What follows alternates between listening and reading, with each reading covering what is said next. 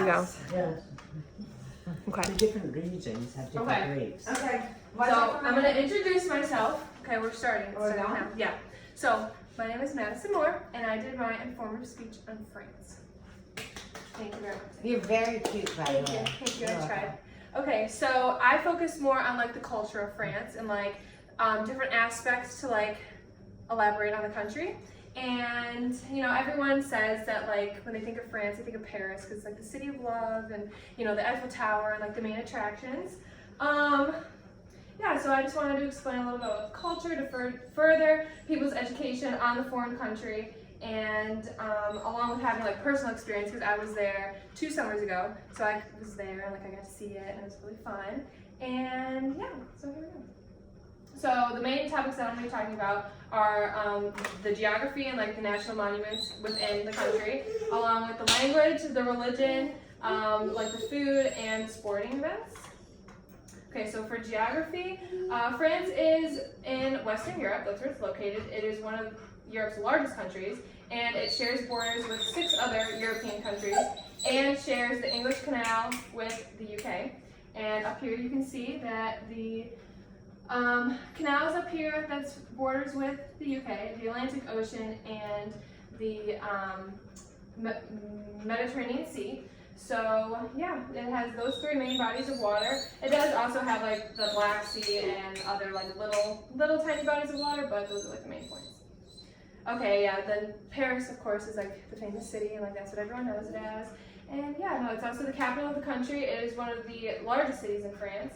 And yeah, it's home to I think over 3,800 historical monuments. Yeah. Okay, so on the national monuments, the Louvre, it's a series of pyramid-shaped buildings that hold some of the world's like prestigious artworks, like the Mona Lisa, like everything like that. And it's really cool because it's above ground, but once you enter the museum, it's all underneath. So like you really wouldn't know it's there had you not gone in. So that's really cool. The Eiffel Tower, it is the most visited monument in the world. It brings over 7 million people per year. And there are 1,665 steps just to get to the top, unless you take the elevator. And the Arc de Triomphe, I think. This monument is a 162-foot archway, and it's located in the center of like a 12-street intersection. So it's like all these roads lead up to this one point. And the purpose behind it is it was built in memory of the soldiers that died in the war who supported French. And then the Palace of Versailles, it was built in the 18th century. It was also home to the principal royal residence, and it takes up 2,014 acres, and it's about 12 miles outside of Paris. And then here are pictures of all the monuments I just described. So the top left is the Arc de Triomphe, and you can see all 12 of the streets leading to it. The bottom left is the Louvre. Up here is the Palace of Versailles, and down here is Eiffel Tower.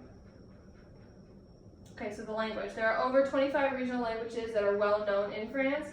Most people are bilingual or can speak up to 3 to 4 languages that just live in the country alone. Yeah, this is because of the multicultural countries that are around it, such as like Spain, Germany, that kind of stuff. Yeah, and then also the French language overall is divided into 5 different dialects. So depending on where you're at in France, they might speak a little bit differently or use different wordings. It's kind of cool. French is the 8th most spoken language in the world. Within the past year, it was calculated over 275 million people can fluently speak the language. And then French is also the 2nd worldwide learned language next to Spanish. It is the official language to 29 countries, including France. So a lot of people know how to speak French. Okay, so for religion, they are mostly Roman Catholic. That's like what they practice. That's like home to them. That's what they do. And then you have 1% are Jewish, 2% are Protestant, and 10% are Muslim. And then there's a small fraction that aren't affiliated with anything. They just don't do that. And then the chart kind of explains what I just said. The food, like cuisine, when I went, this was like a big thing that I noticed because when we sat down for dinner in like a restaurant and stuff like that, our portions were a lot smaller than what we're used to in America. And then that relates back to like the whole obesity problem that we have here and just, everything like that. So, I mean, I'm not very, on the big side, right? So even I was like, whoa, like I'm still hungry after we had dinner, and you're getting like salad, soup, you know, a main entree, stuff like that, and it's not filling when you're used to something so Americanized in a foreign country. So yeah, for breakfast they do simple stuff like coffee or tea, and then they just do like a croissant or like a piece of bread or something like that. Lunch usually runs between noon and 2. They have a very like simple base soup, salad, sandwich type stuff. Dinner, it's between like 5 and later, and they're like pretty strict on like spending that time like with family. Like they reflect on their day.